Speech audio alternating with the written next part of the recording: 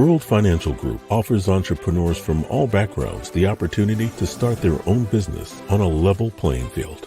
Dr. Jana Woodhouse, receiving the WCM Wall Street Pioneer Award by the United Black Wall Street of America, Inc., is one of those entrepreneurs. I see WFG and TFA as a place where African Americans with an entrepreneurial mindset can flourish.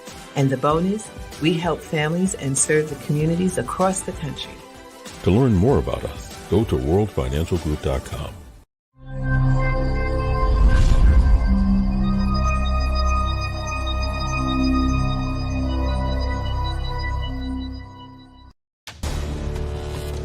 We are the sons and daughters of the soul.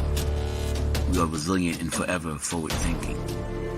We ask for nothing else than the opportunity to live and to create the lives that we were meant to live. We want nothing but an equal chance at options and possibilities.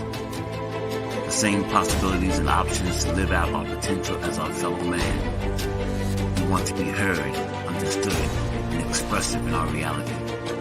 We are the future. We are the creative. We are here.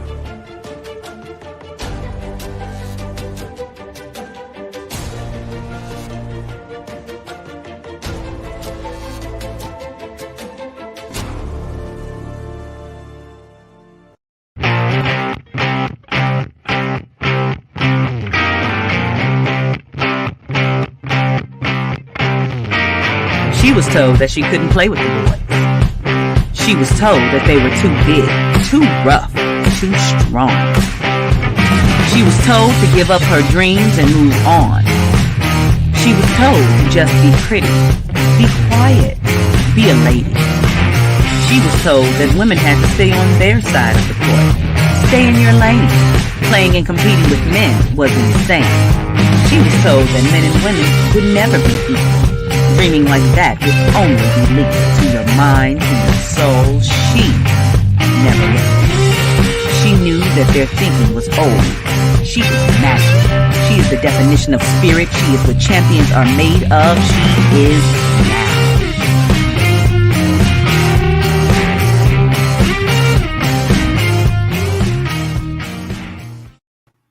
Greetings and welcome to Access Wealth Nation with Dr. Jana B. Woodhouse, helping you to get your checkup from the neck up, learning about how to get your financial house in order. And again, we are broadcast on Soul City Network and, of course, also airing on WHCR 90.3 FM, the Soul of Harlem. And so I, Dr. Jana B. Woodhouse, just want to welcome you for this evening. Again, we want to have for Black History Month a little special tribute. You know, we have a lot of financial heroes and sheroes, some that I have been able to look up to and receive some mentorship to move forward within the financial service industry and be one of the first Black women to serve as a full service broker on Wall Street. You know, you don't do that by yourself. You do that with the help and the guidance and, of course, the mentorship. But more so is to know that if some people have made it, that means I can too.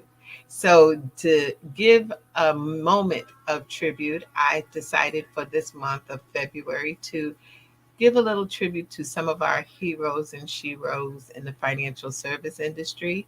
And today I chose Mr. Travers Bell Jr. Now, some of you may know him, some not, but let me tell you a little bit about him. This gentleman, and even while I was coming up, was someone to really pay attention to, because back in the beginning of Wall Street, the only thing about Wall Street was the fact that we were the people who they built Wall Street for, so that the white slave masters wouldn't have the ability to have their wives and children see the travesty of slavery. Well, Travis Bell came along in his world, not in the early 20s or anything. He was in the 70s, and he was known for being the first and only Black-owned broker-dealer on Wall Street. I don't know if y'all really know what that means, but that meant power. That gave him the ability to raise funds. In California, there was Tom Bradley, who ran for the governor's position in California. That was in the 80s. I was just getting out of undergrad school. And Travis was able to fundraise. Unfortunately, he, like Reginald Lewis, died at a young age. He was 46. This is the kind of stress that we go through in this world to be best and better and the best. Let's put it that way.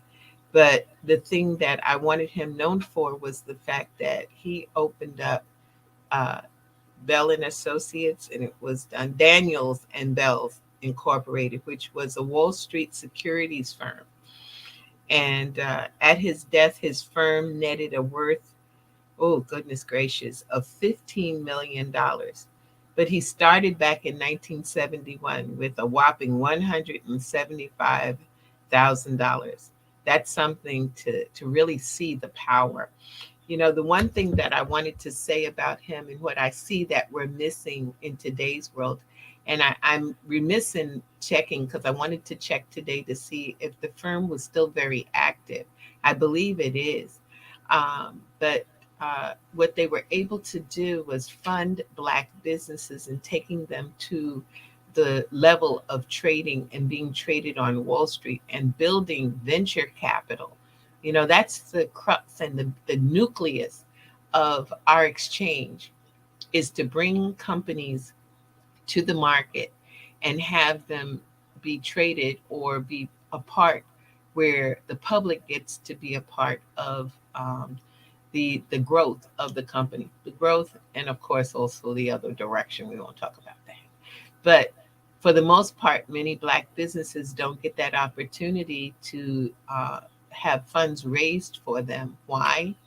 Because for the most part, the people who are raising funds block us out and don't see us worthy, our companies worthy of building equity, building an opportunity to be traded in the market.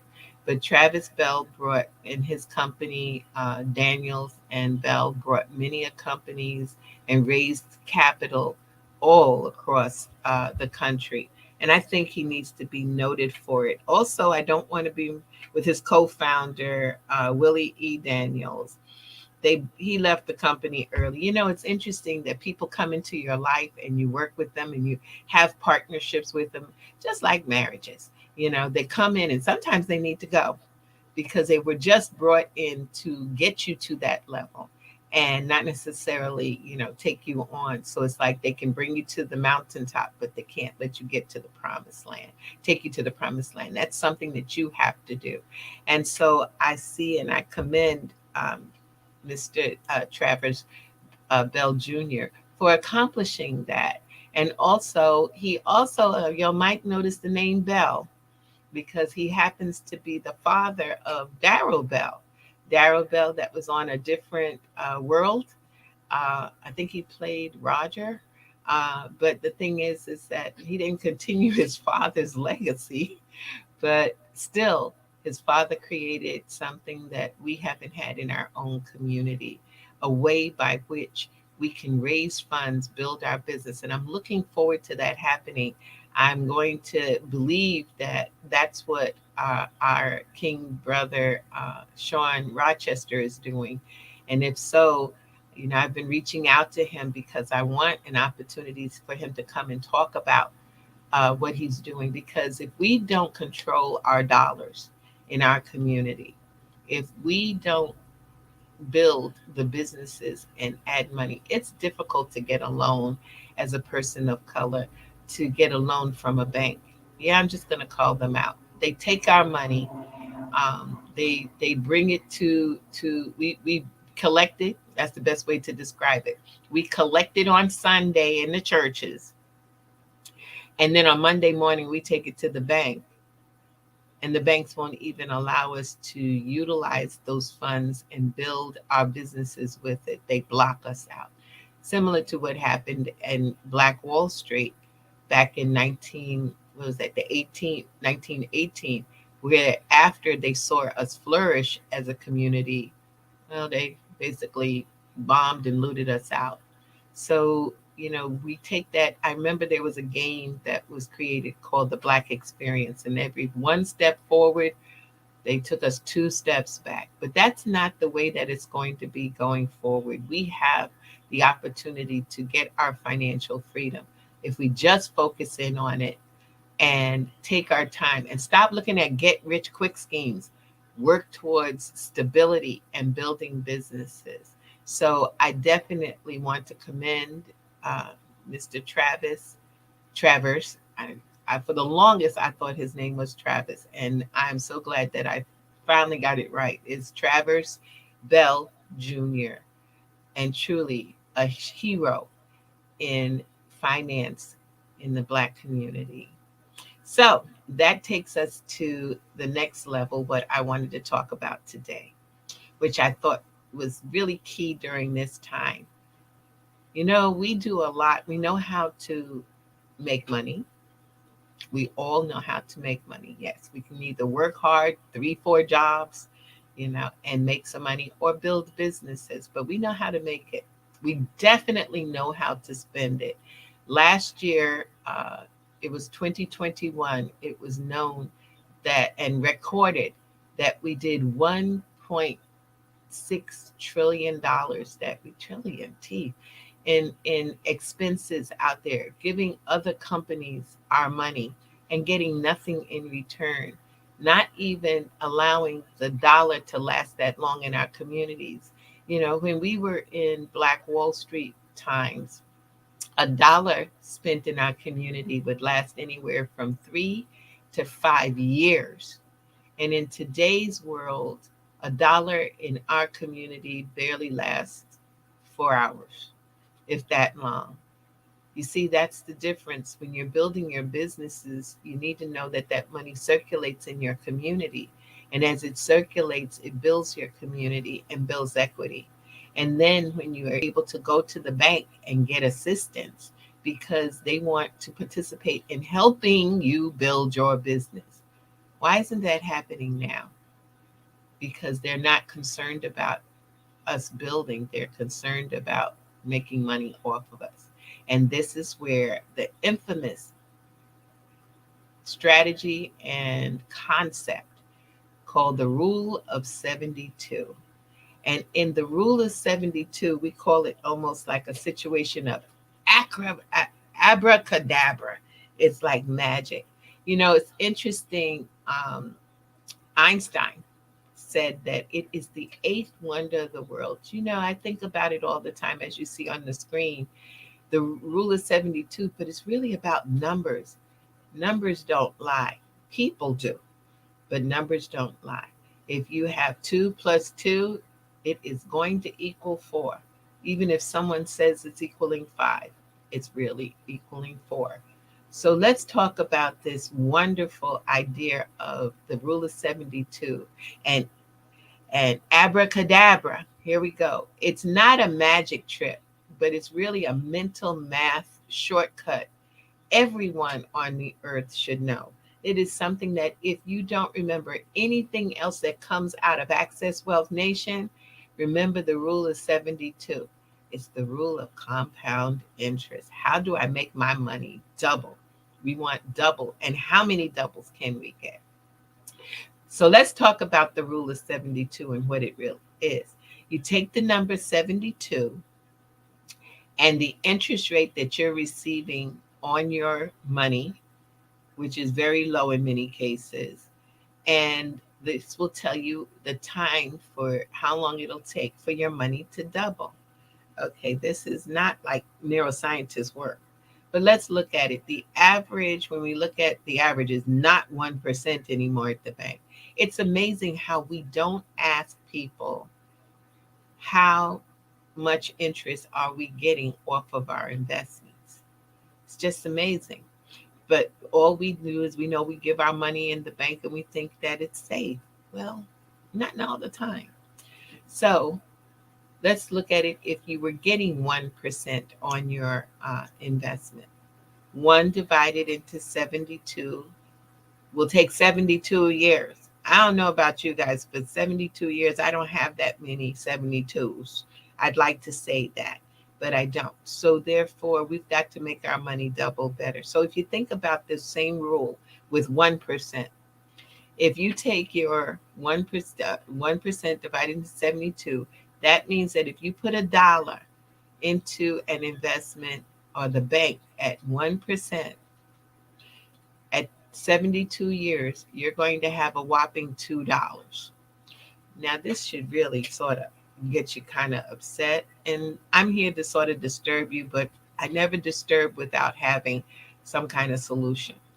But let's look at the way that the rates will work. And so if we got higher interest, and there are places you can get higher interest, believe it or not. Okay, so we looked at the 1%. That means every 72 years it's going to double. What about 6%? That means every 12 years your money will double. And if your investment is going at 12%, now we're going to talk, if we look at the total duration of what's called the S&P 500, the average rate, that's an average, that's where some are low, sometimes it's higher, but you get the average. It's done 12%. And that means every 6 years your money would double. That makes things possible, that you can honestly get an opportunity to build your money and have your money work for you, not you work for your money. You do that enough. Now we have one of the characters, and I'm going to talk about the book. It's How Money Works, Stop Being a Sucker. And one of the characters is Zoe. She's a teenager. And she says, I'm 19 and I just received $10,000 inheritance. Bless your soul, Zoe. That's what we should be building towards, our legacies. Whereas people get the opportunity that after we leave this earth, remember us for the inheritance we gave. But listen to what she says. If I wanted to grow her $10,000 to grow to $1 million by retirement, that means when she turns like 67 years old, how many doubles or what interest rate do I need? So let's take a look.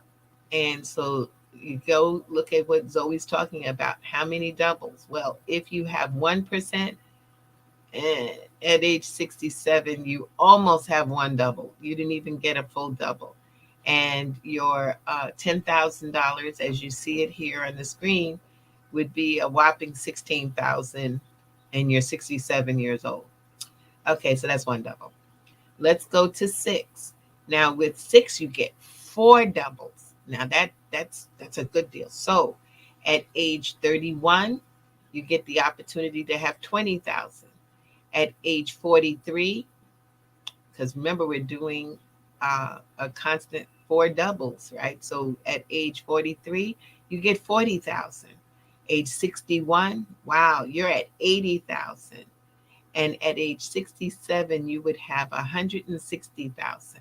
That's 4 doubles. Now that didn't get you to the million. Don't get me wrong, but that's a lot better than that $16,000, isn't it? But let's look at if we got 12%. And I know I'm skipping a bit, but inside the book, you'll get the opportunity to read more about it. But that's 8 doubles. What is 8 doubles? Well, 8 doubles will allow you to now, instead of having $16,000, you now have $2,560,000. Hey, not bad, right? And that's with a total of 8 doubles. Every 6 years, your money is doubling. So it's the power of doubling that makes the difference, where your money is working for you. So what about the 1% example? You're doubling one time. Okay. But you think about it, there's almost, and listen to this, 10 trillion, that's with a T, trillion dollars in money market and passbook savings account. And unfortunately, the average is 0.09%. That is nothing to write home about. 0.09. Now, this should really upset you. How in the world, how many doubles are you going to get out of this? Let's take a look. 72 divided by 0.9% Good Lord, it is 800 years to double. Well, as one of the characters here says, I'm sure my great, great, great, great, great, great, great, great grandchildren will be thrilled. Yeah, they would. But the thing is that, in other words, that dollar in 2020 would become $2 in 2820. Mm, not impressive at all. And so you've got to think about what you're doing with your money. So there's another little avenue here that we have to walk down, which is if they're giving us 0.09%, what is the average of them using our money? So here's another one of the characters talks about it, that there is 17% is the average interest rate on a credit card offered by the bank. 17%. But they're giving you 0.09. Are you feeling this is called a spread? What you receive and what the banks are receiving.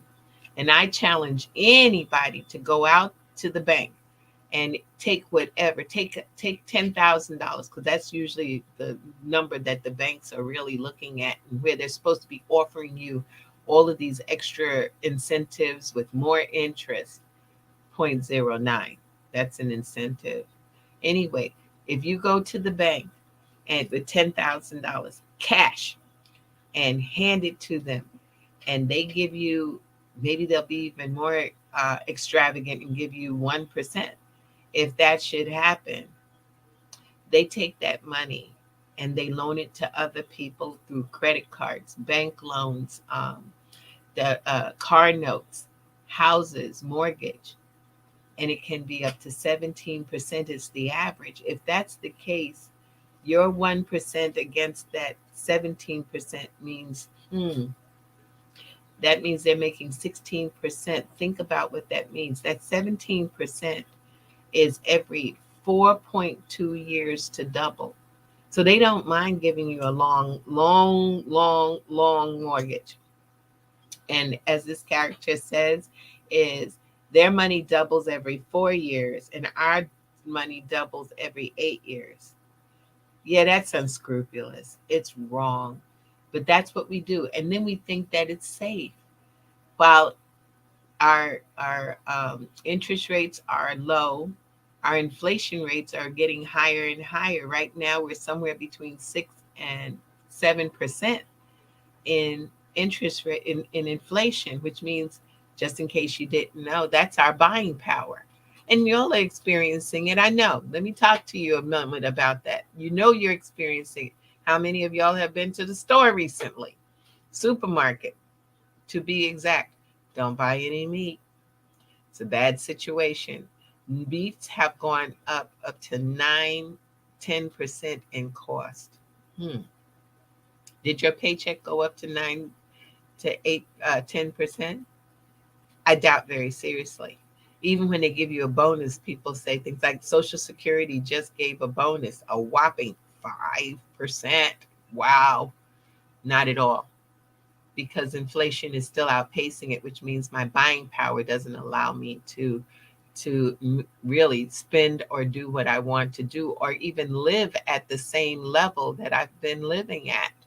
You know, it was interesting. A few years ago, I was in the supermarket and things weren't as bad as they are right now. And in the supermarket, this elder was standing in the floor crying. And she said, four less slices. She kept saying, four less slices. And I was like, what's this for? And you could see she was in distress because she's on a fixed income. So what does that mean as far as for her? Well, four less slices was the bread. The loaf of bread had four less slices. She counted the slices because that's what she needs so that she could have her meals. And I asked her what was happening. And she says they have four less slices in this loaf of bread, but the price went up. That means I can't buy the same loaf of bread. And that's not fair. Then she took me over to the orange juice. And she said, this used to be 64 ounces. And now it's, no, it used to be 64, right? And now it's 56. That means I get less to drink. And she kept going with it. This is what happens when we get to a fixed income and that there's no chance. We wind up working at the age of 60s and 70s, and in some cases 80, working at places like McDonald's and Walmart, and it's a sad situation because they've got to pay for their medicine, have to pay rent. Rent keeps going up. Everything keeps going up, but their money's not going up and the ability to buy. And this rule of 72 shows you why. Because the banks are still, and I'm not against banks, there's a way of utilizing the banks, but the fact that they give such low interest that you can't handle the cost of living and be able to live at a normal rate. So these are some of the things that we have to be concerned about and be focused on. So when you look at the rule of 72, it should make you think. Now I'm going to tell you a little story because I didn't start purposely opening up with my normal offer. There's the book, How Money Works, Stop Being a Sucker. And I know people don't like the name sucker, but there's a reason for it. And two of my partners, Tom Matthews and Steve Seabolt, they wrote this book. And there's more to come on learning about books, including my own, to learn about how money works. Because why? The reason is that no one's teaching us about how money works. The simple rule of compound interest. I can count on one hand how many times people can say that they really, when I'm in an audience, how many people have learned about that and know about it. There's only 21 states in the United States that make it mandatory at the high school level for individuals to be taught some type of financial literacy. And usually it includes something like, how do I write out a check? How do I balance a checkbook? Let's get real here. We haven't seen checkbooks in I don't know the day, and probably will never see them that much any again, because when people give you a check, you can even take a picture of it and send it without even going to the bank.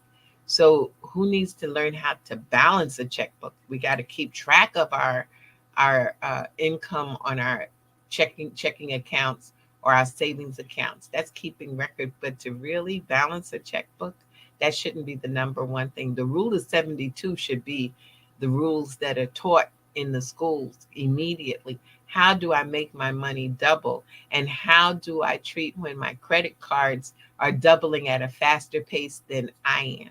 So for that, those of you who would like to get the book, How Money Works, Stop Being a Sucker, hold it up again. This is the book.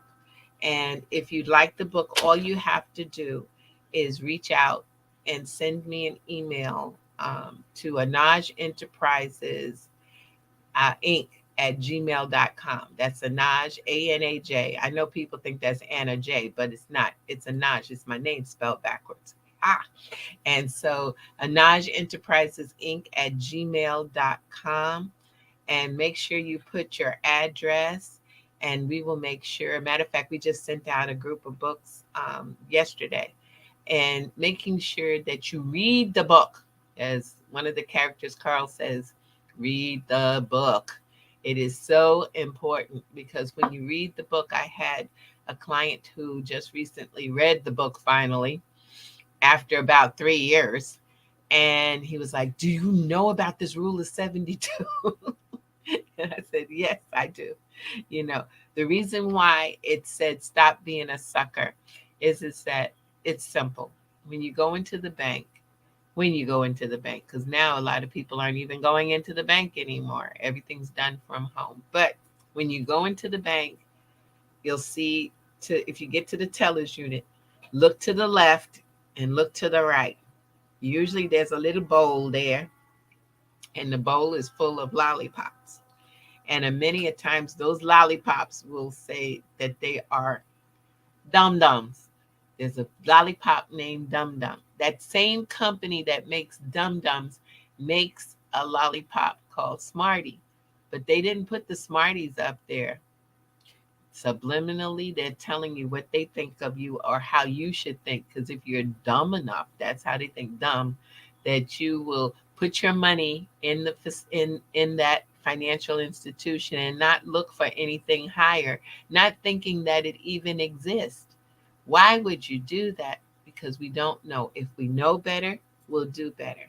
And so, my other aspect of gift to you, if you'd like a free financial analysis. Now, I'm not selling this to you. There's no obligation on anything that we offer here at Access and Wealth Nation. But if you want one, you can contact us at 646-375-2121, and you can get a free financial analysis of where you are and where you'd like to be. That we call basically a discovery call, where you can figure out where you are and where you'd like to be and what do you need to do to get there. It's that simple. There are so many powerful aspects to the world of finance. And for so many years was my frustration was that it was so blocking out so many individuals. John Q. Public, regular folks didn't understand. We talk in a language that no one else can figure out or is kind of illogical to us. Well, we got to stop those kind of things. We have to be able to understand because this capitalistic society has us set up so that we can make our money grow.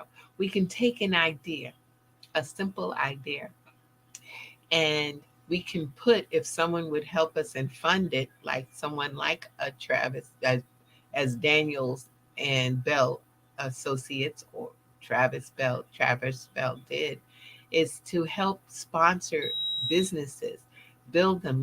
There would not have been a Motown if Barry Gordy's family didn't have that little ounce of faith to give him that $800. And $800 in that time period, would be worth somewhere around $8,000 in today's world, which still is not a lot in our world. But the thing is, he took that and built a megaplex.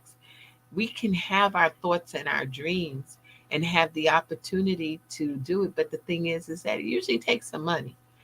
And the sad part about it is that the normal financial institutions don't believe that we can do it. And when I say we, I'm talking about people of color, Black and brown people who deserve the rights to be able to be business owners, to deserve the rights to build legacies for their families, to deserve the rights to be able to know how money works and stop being the sucker and start being the developers. That's what needs to be done. So if, again, you would like the book, you get the book from doing just reaching out to my email address and saying, I'd like the book, How Money Works, Stop Being a Sucker. And we will make sure. And if you have some young people, take the time and don't just give them the book. That's not going to work because they're probably not going to read it. Instead, read it with them. This way you get through it and they get through it. It's no more than an hour's worth of reading at that most, So spend that little time, and see what they think about it. The book was written so that someone who was a 13 years old could understand it. So don't take insult adults, but we know how much they say if you want to hide something, you put it in a book. So we're going to stop that. We're going to put it in a place where we do read it and we can make a difference. So I desperately and wholeheartedly want you to start to make a difference in your life. And I can challenge you to make sure that these differences can happen so that our communities can grow. I don't know if many of you know about the Black Wall Street, but there was 600 businesses that were flourishing in the Black Wall Street area of Tulsa. And we can do that. And there was 27 different Black Wall Streets all over the country. So why can't we build businesses again and make them flourish and not have to be because of segregation that we built it. It doesn't have to happen that way. So I'm thinking that I might just give you a little bit more of a lesson here.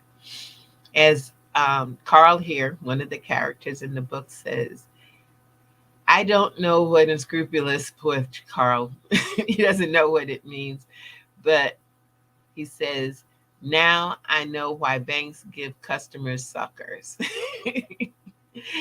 And so we don't want to be a sucker anymore.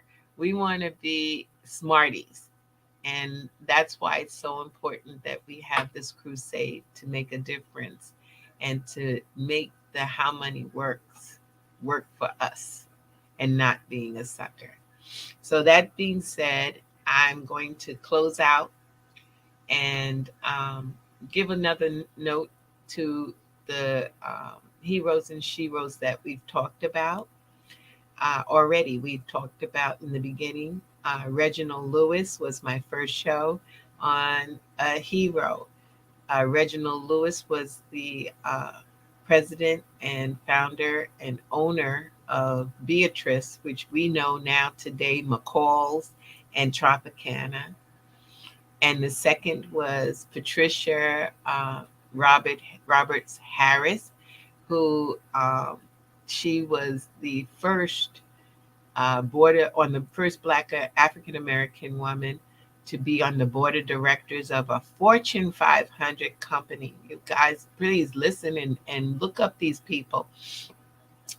And that Fortune 500 company was IBM.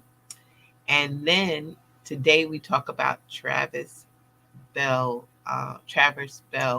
Jr., which is another individual, the only one and only Black brokerage firm on Wall Street, trading on Wall Street, making it possible for us to be recognized in the financial capital of the world and participate in it.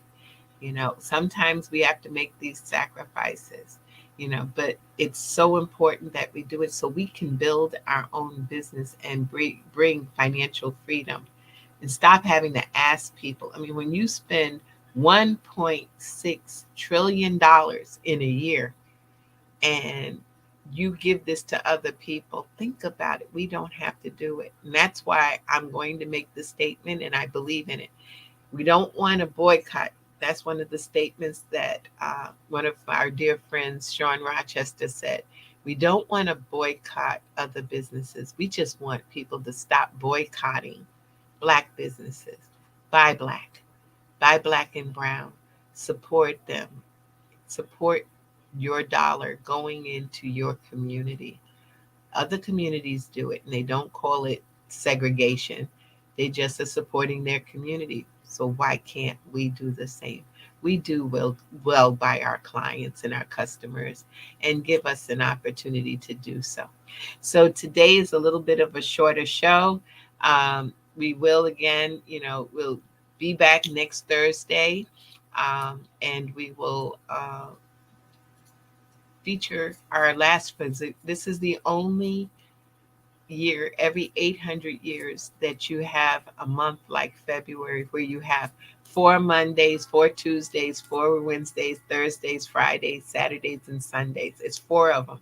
So I'm happy to say that we can spend this time together.